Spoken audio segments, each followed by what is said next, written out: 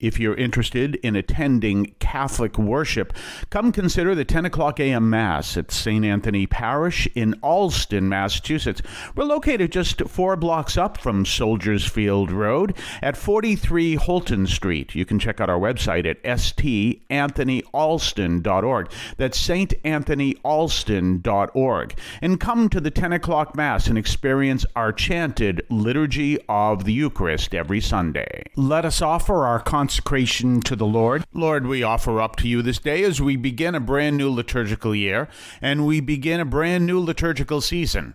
Help us to be in love with you more and more each day, that we may become those who seek to serve you more and lead others to come to know you. And we ask this through Christ our Lord.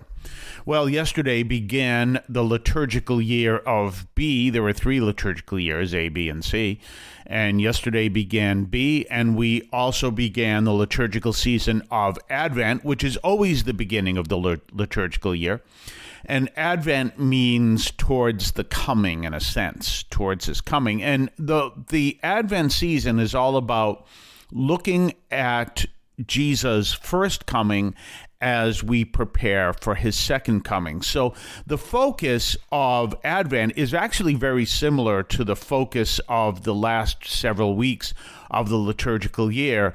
Are you prepared for the coming of the Lord? But the last few weeks of the liturgical year, the coming, being prepared for the coming, is more or less a ominous sign. Are you prepared? Are you ready? The liturgical year, when it begins, is a more hopeful sign. Are you ready? He's coming. And we begin, as you know, by the way, if you are kind of new to this program or you're new to the podcast and you haven't heard this before, what I oftentimes do is I focus on the Old Testament or the New Testament reading, which is the first reading. And I do that because that's the reading, especially for Catholics, that you don't hear as much as you do. I mean, obviously, if you go to Mass, you're going to hear the reading, but a lot of people like to talk on the Gospels, and that's fine, but I like to work with the first reading. So I will talk on the Gospels a few times, and this year in Sundays, we're going to be looking at the Gospel of Mark, but you're going to find that I'm going to be focusing on the first reading. And that's important because if you're looking at the reading, it's important for us to have an understanding of what it says, and especially when you're dealing with the Gospel of Mark, but I'm going to talk about this in the first reading, which is from the 2nd chapter of Isaiah. It allows you to kind of take the details you see in the reading and add upon it what else is going on. Now, people say you're not supposed to add into the reading. Well, you're not. You're taking what is going on there, and when I say add upon it, it's what is it saying, and what can you derive from it, from what is it saying.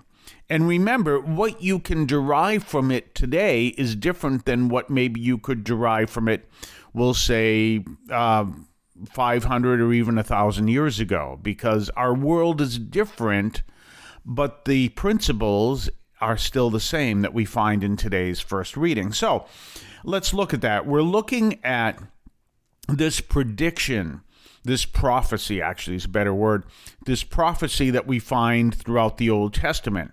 The prophecy is that there will come a day where all the world will worship in Jerusalem. And why is this important for us today? Well, we're going through this very difficult time, obviously, in our world today, as we often do. But what is the source of the difficult time? The source of the difficult time, which we find in the letter of James, is all of us seeking the world the way we want it, and all of us seeking our ways and what we want. But what is the image revealed to you in the first reading? Now, another thing I need to point out to you, you will never hear me read the reading. There's a reason for that. Number 1 is time. Number 2 is, believe it or not, copyright issues. There really is. You do realize that the Bible is copyrighted. So I don't read the reading because of those 2 things. Now you might say, who copyrights the Bible? Whoever does the version. I know I'm not going to go any further into that. I just know, some of you are going, what? Well, nothing I can do. So that's the two reasons. But a lot of it has to do with time. So what I do is that I encourage you to read the reading yourself. And you can find that at bible.usccb.org, or you can subscribe to several of these daily missals. One of them is Magnificat. Another one is The Word Among Us. And the third one is, what's it called? Our Daily Bread. And there's others. We'll give you the reading for the day. So later on, look at the reading, or if you're at Mass today, you'll obviously hear the reading. And there's a focus on there of what's coming in the future. So what we want to look at is what else is being said, not from the words, but from the image that is created. We're going to talk more on the other side of the break. You're listening to St. Anthony Overnight from St. Anthony Parish in Allston, Massachusetts. Don't forget to tell others where they can find our program. You can hear us on WEZE 590 AM and WEZEradio.com at midnight and 3 o'clock in the morning, Monday through Friday, Eastern Time. We then podcast the program on your favorite podcast platform and at CatholicAudiomedia.com. That's CatholicAudiomedia.com. You can also hear us on our parish website, ST for StAnthonyAlston.org. That's StAnthonyAlston.org. And let others know where they can find us and spread the word and subscribe to our podcast. We're back. And we're talking about this powerful reading from Isaiah. Now, this comes to us from the second chapter of Isaiah, and we're looking at the first 5 verses. And what it's talking about is that there will come a time where all the world will find peace and will worship the God of the Jews. Now, granted, he doesn't say that because he's writing to Jews. That's important. And they will be worshiping the God of the Jews in Jerusalem. What is that also saying to you, not by the words, but what's beyond it? Well, this is Advent, and we're looking forward to the time Christ is coming. And one of the things that Jesus said is he'll be coming back in the clouds, in his full glory. Well, what does that tell you? That all the world will see him all at once. And why is that important? Well, it's important for a reason, and the importance is basically this, that all the world will see him, and therefore they will all understand that he is God and drop all other pretensions. And that's where peace comes from, where all the world looks to the Lord and says, wow, there is God, there is our King. Guess what? I think our God has more power than our King. And one of the reasons they'll say that is the King will go, there is God, here am I, and our King can be whoever. And I obviously do not have the power of God, therefore I will worship God. And so all of a sudden, what it's really saying is there will come a time that all realize that, in fact, there is a greater authority, which is what we testify to by our Catholic actions. There is a greater authority in this world, and it is God. It's no one else but God. It's not the UN. It's not the Pope. It's not the premier of any country. It's not the prime minister. It's not the president. It's not a party. It's God. And then if you really imagine that scene coming together, people start to have an understanding of who they truly are. And they are children of God. And therefore, what this promises later on in this reading, the same 5 verses, so it's towards the end of the reading, it promises that famous line that they will beat their swords into plowshares, and they will beat their spears into pruning hooks. I don't know what a pruning hook is. I guess it's probably that device that looks almost like a scythe, but is used, maybe not as big as a scythe, but is used to cut down branches and stuff. Well, and anyway, in other words, they will now use their armaments for serving others and for prospering in their own farming methods in this case, but in serving others. In other words, they'll use their tools and talents for that which is good and not to battle other nations. And however that works out, we don't know.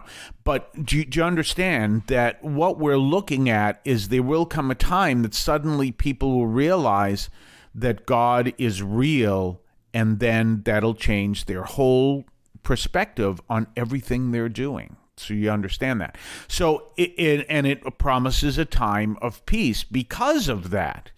Because they'll realize that God is God and we are not, and therefore let us come together and worship this God.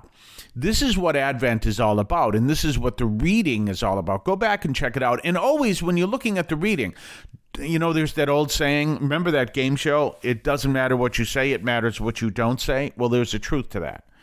And if you look at that and you understand that, and look what is not written there, but what image is being presented, and build upon that image so you can understand what the image is actually saying. So remember, I'm not asking you to add anything to the passage. I'm asking you to have an understanding of what the image actually is portraying, so you have the bigger picture that Isaiah is trying to communicate. So you see all that. And that is this reading to help us to understand what Advent is all about and what it is we're seeking to, what we are waiting for and what we are seeking to build here.